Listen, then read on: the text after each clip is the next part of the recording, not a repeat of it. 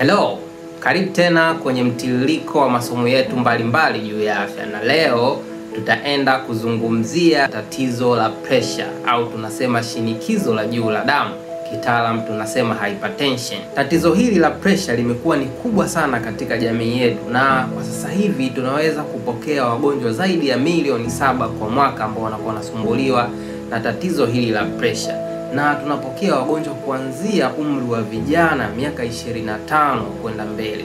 Unaweza kuona ni kwa kiasi gani tatizo hilo limekuwa ni kubwa sana katika jamii yetu. Kwanza kabisa ningependa watu tuweze kufahamu nini maana ya shinikizo la damu, nini maana ya blood pressure, nini maana ya pressure. Tunapokuwa tunazungumzia pressure, tunakuwa tuna maana ya kwamba huu ni mgandamizo au msukumo wa damu katika mishipa yako ya damu.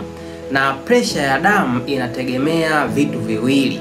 Kitu cha kwanza ni mapigo ya moyo kwa maana ya heart rate, lakini pia kitu cha pili ni ukinzani wa mishipa ya damu dhidi ya damu inayokuwa inapita kwa maana vascular resistance. Sasa pressure yako ya damu kuwa juu sana au kuwa kawaida au kuwa chini inategemea vitu hivi viwili kwa maana ya vascular resistance na mapigo yako ya moyo kwa maana heart rate. Hivi vitu ndo ambavyo tunasema kitaalam vina affect blood pressure katika miili yetu.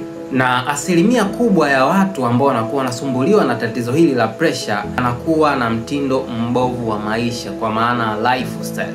Ni watu ambao hawazingatii vyakula wanavyokula, lakini pia ni watu ambao si wafanyaji wa mazoezi.